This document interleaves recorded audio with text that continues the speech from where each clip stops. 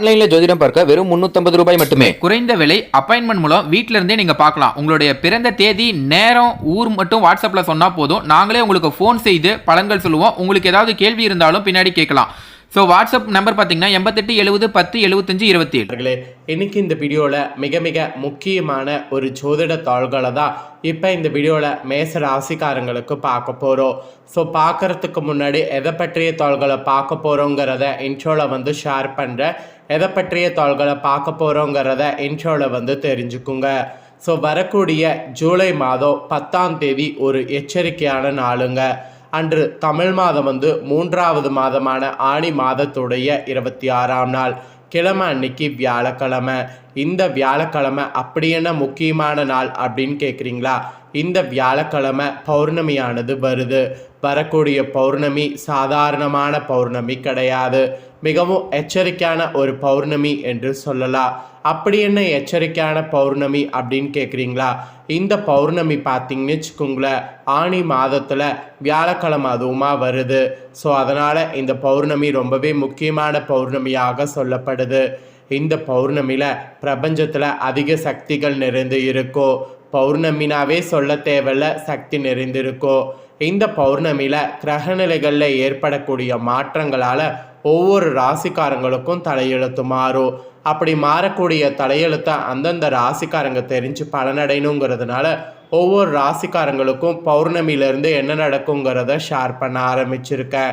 அதில் ஃபஸ்ட்டு இன்றைக்கி இந்த வீடியோவில் மேஷ ராசிக்காரங்களுக்கு ஷேர் பண்ண போகிறேன். மேஷ ராசிக்காரங்க உங்களோட ராசிக்கு இந்த பௌர்ணமியில் என்ன மாதிரி கிரகநிலைகளால் தலையெழுத்து உங்கள் ராசிக்கு மாறுங்கிறத தெரிஞ்சு அதற்கேற்ப நடந்து பலன் பெறுங்க. அதுக்கெல்லாம் முன்னாடி ஃபஸ்ட்டு இந்த பௌர்ணமியுடைய சிறப்பை உங்களுக்கு சொல்கிறேன். ஏன்னா பௌர்ணமிங்கிறது பார்த்திங்கன்னு வச்சுங்களேன், பிரபஞ்சத்தில் நல்ல அதிர்வுகள் நிறைந்திருக்கக்கூடிய ஒரு சூப்பரான நாள். இந்த நாளில் ஆன்மீக ரீதியாக பரிகாரம் செய்தால் நமக்கு அது உடனே பலிக்கும். ஸோ ஆன்மீக ரீதியாக என்ன பரிகாரம் செய்யணும் அப்படிங்கிறத ஃபஸ்ட்டு இந்த வீடியோவில் ஷேர் பண்ணுறேன். அதுக்கப்புறம் மற்றதை இந்த வீடியோவில் உங்களுக்கு ஷேர் பண்ணுறேன். அதாவது உங்களுக்கான பலன் என்ன கிடைக்குங்கிறத ஷேர் பண்ணுறேன். ஃபஸ்ட்டு ஆனி பௌர்ணமி அன்னைக்கு இவற்றை மறக்காமல் செய்தீங்கன்னா அற்புதமான பலன் நீங்கள் பெற முடியும். எவற்றை மறக்காமல் செய்தால் அற்புதமான பலன் கிடைக்கும் அப்படிங்கிறத உங்களுக்கு ஷேர் பண்ணுறேன். எவற்றை செய்தால் அற்புதமான பலன் கிடைக்கும் அப்படிங்கிறத இந்த வீடியோவில் தெரிஞ்சுக்குங்க.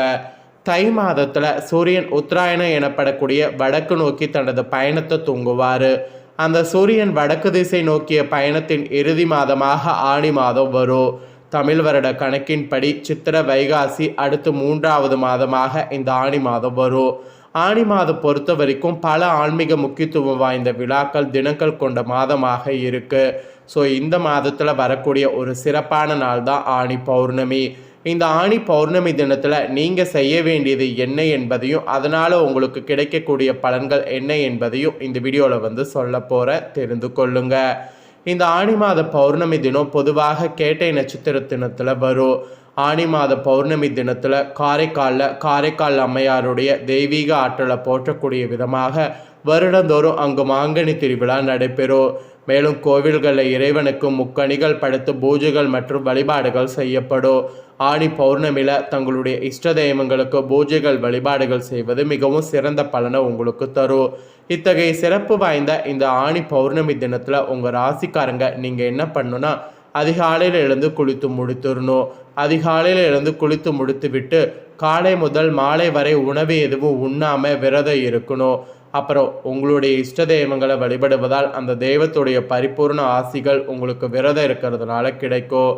குறிப்பாக ஆனி பௌர்ணமி அன்னைக்கு கிருஷ்ண பகவானுக்கும் கற்பு கரசியான சாவித்திரி தேவிக்கு விரதம் இருந்து வழிபாடு செய்வது சிறப்பானதாகும். ஏன்னா இவங்களுக்கு உகந்த நாள் தான் பௌர்ணமி. முன்னிரவு வேளையில் வானில் தோன்றக்கூடிய சந்திர பகவானை தரிசித்து வழிபடுவது மிகவும் சிறந்தது. இந்த ஆனி பௌர்ணமி தினத்தில் நீங்கள் கிரிவலம் கூட மேற்கொள்ளலாம். திருவண்ணாமலை, திருப்பரங்குன்றம், சோழிங்கநல்லூர், பழனி போன்ற மலை சார்ந்த கோவில்களில் இருக்கக்கூடிய இறைவனை வழிபட்டு கிரிவலம் மேற்கொள்ளலாம். ஆக்சுவலி ஆனி பௌர்ணமி தினத்தில் கண்டிப்பாக கிரிவலம் மேற்கொள்வது சிறந்த பலனை கொடுக்கும். அதே போல் இந்த பௌர்ணமி தினத்தில் கோவில்களில் பக்தர்கள் அருந்துவதற்கு பழச்சாறு போன்றவற்றை தானம் செய்வது நல்லது. ஆனி மாத பௌர்ணமி தினத்தில் மேற்கூறிய முறையில் நான் சொன்னது போல் விரதம் இருந்து தெய்வங்களுக்கு பூஜை செய்து வழிபாடு செய்யக்கூடிய உங்களுக்கு ஐஸ்வர்யங்கள் பெருகும். பெண்கள் உங்களுடைய கணவர்களுடைய ஆயுள் பலம் கூடும். விரும்பிய நபரையே மனம் முடிக்கக்கூடிய அமைப்பு உண்டாகும். நீண்ட காலமாக புத்திர பாக்கியது இல்லாமல் இருக்கக்கூடிய உங்களுக்கு குழந்தை பிறக்கும். மாணவர்கள் விரும்பிய உயர்கல்வியை கற்கக்கூடிய சூழல் ஏற்படும். கொடிய நோய்களால் பாதிக்கப்பட்டிருக்கக்கூடிய நீங்கள் அதிலிருந்து மீள்வீங்க. உணவு உடை ஆகியவற்றுக்கு கஷ்டப்படக்கூடிய நிலை ஏற்படாது. இந்த மாதிரி பல அதிசயங்கள் உங்களுக்கு நடக்கும். ஸோ இப்பேற்பட்ட ஆனி பௌர்ணமியில் கிரகநிலைகளில் ஏற்படக்கூடிய மாற்றங்களால் உங்களோட மேச ராசிக்காரங்களுக்கு இந்த பலன் கிடைக்கும் என்பது குறிப்பிடப்பட்டிருக்கு. ஸோ என்ன பலன் அப்படிங்கிறத வாங்க பார்க்கலாம். நம்பியவர்களுக்கு கை கொடுத்து உதவுவதில் வல்லவர்களாக இருப்பீங்க. இப்படி இருக்கக்கூடிய மேசராசி நேயர்களுக்கு இந்த ஆனி மாத பௌர்ணமியிலிருந்து கிரகங்களை ஆராய்ந்து பார்க்கும் பொழுது நீச்சம் பெற்ற உங்கள் ராசிநாதன் சனியை வந்து பார்க்கிறாரு. எனவே ஆரோக்கியத்தில் கவனமாக இருக்கணும். ராகு கேதுக்களுடைய ஆதிக்கம் இருப்பதால் ஏற்றிறக்க கலந்த நிலை அமையும். அதனால் கொஞ்சம் உஷாராக இருக்கணும் என்பது குறிப்பிடப்பட்டிருக்கு. அதுவும் மிதுன ராசிக்கு புதன் ஆனி பௌர்ணமியில் செல்றாரு. அது புதனுக்கு சொந்த வீடாகும். அவர் அங்குள்ள சூரியனோடு இணைந்து புத ஆதித்ய யோகத்தை உருவாக்குறாரு. எனவே கல்வி சம்பந்தமாக நீங்கள் எடுக்கக்கூடிய முயற்சி கைகூடும். அரசியல்வாதிகளால் உங்களுக்கு ஆதாயம் கிடைக்கும். தந்தை வழி உறவில் இருந்த விரிசல்கள் அகலும். அரசு வழியில் உங்களுக்கு கடனுதவிகள் கேட்டு விண்ணப்பித்திருந்தால் அது உங்களுக்கு கிடைக்கும். அரசியல் களத்தில் இருப்பவர்களுக்கு நல்ல மாற்றங்களும் ஏற்றங்களும் வந்து சேரும். ஸோ ஆனி பௌர்ணமியில் மிதுன ராசிக்கு புதன் செல்றதுனால இந்த மாதிரியான பலன் கிடைக்கும்.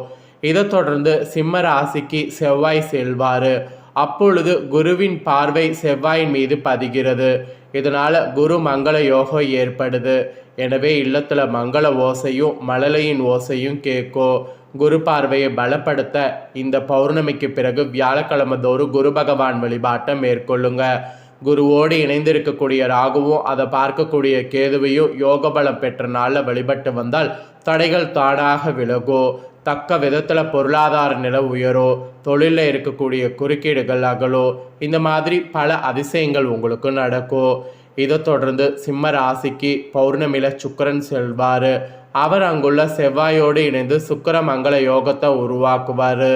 அதே நேரம் குரு பார்வை பதிந்த அந்த செவ்வாயின் பார்வை சனி மீது விழுது. இதன் காரணமாக உங்களுக்கு வியாபாரம் வெற்றி நடை போட போகுது. வீடு இடம் வாங்கக்கூடிய யோகம் உங்களுக்கு ஏற்பட போகுது. உத்தியோக சம்பந்தமாக நீங்கள் எடுக்கக்கூடிய முயற்சிகள் வெளிநாட்டில் இருக்கக்கூடிய நல்ல நிறுவனங்கள்லேருந்து அழைப்புகள் வரலாம். ஆரோக்கிய சீராகி ஆனந்தப்படும். பயணங்களால் பலன் தருவதாக அமையும்.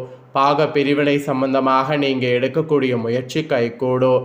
அதனால் புது முயற்சி தாராளமாக நீங்கள் எடுக்கலாம். இதை தொடர்ந்து கடக ராசிக்கு புதன் செல்றாரு. அதனால் இந்த பௌர்ணமிக்கு பிறகு உங்கள் ராசிக்கு 3, 6 ஆகிய இடங்களுக்கு அதிபதியான புதன் சுகஸ்தானத்துக்கு செல்வது நன்மைதான். உத்தியோகத்தில் மேல் அதிகாரிகளுடைய ஆதரவு கிடைக்கும். உற்சாகமாக செயல்படுவதற்கு வாய்ப்பு இருக்குது. மாமன் மைத்துனர் வழியில் ஏற்பட்ட மனக்கசப்பு மாறும். குடும்பத்தில் இருந்த குழப்பங்கள் அகலோ. இடம் பூமி வாங்கக்கூடிய யோகம் உண்டு. கரைந்த சேமிப்புகளை ஈடுகட்ட எடுக்கக்கூடிய புது முயற்சிகளில் வெற்றி கிடைக்கும். இல்லத்திற்கு தேவையான அத்தியாவசிய பொருட்களையும் ஆடம்பர பொருட்களையும் வாங்கக்கூடிய யோகம் உங்களுக்கு ஏற்படும். மொத்தத்தில் பொது வாழ்வில் இருக்கக்கூடியவங்களுக்கு இந்த பௌர்ணமியிலிருந்து ஆதாயம் தரக்கூடிய தாள்கள் வந்து சேரும். வியாபார தொழில் செய்பவர்களுக்கு எதிர்பார்த்ததை காட்டிலும் கூடுதல் லாபம் கிடைக்கும். உத்தியோகத்தில் இருக்கிறவங்களுக்கு சலுகைகள் கிடைத்து சந்தோஷம் அடைவீங்க. கலைஞர்களுக்கு நீண்ட இடைவேளைக்கு பிறகு நல்ல வாய்ப்பு வந்து சேரும். மாணவ மாணவிகளுக்கு தள்ளி போட்ட முயற்சிகள் தானாக நடைபெறும். பெண்கள் உங்களுக்கு ஆரோக்கியத்தில் கவனம் தேவை. அதிக உழைப்பும் அதற்கேற்ற பலனும் ஏற்படும். பொறுமையோடு செயல்பட வேண்டிய நேரம் இது. ஸோ பொறுத்தார் பூமி ஆர்வார் என்ற பழமொழிக்கேற்ப இருக்கணும். ஸோ மேச ராசிக்காரங்களுக்கு ஆனி பௌர்ணமிக்கு பிறகு கிரகங்களால் இதுதான் நடக்கும் என்பது குறிப்பிடப்பட்டிருக்கு. ஸோ குறிப்பிடப்பட்டதை தெளிவாக உங்களுக்கு எக்ஸ்பிளைன் பண்ணிட்டேன். எக்ஸ்பிளைன் பண்ணதை நீங்கள் தெரிஞ்சிருப்பீங்க. தெரிஞ்சதுக்கேற்ப நடந்து பலன் பெறுங்க.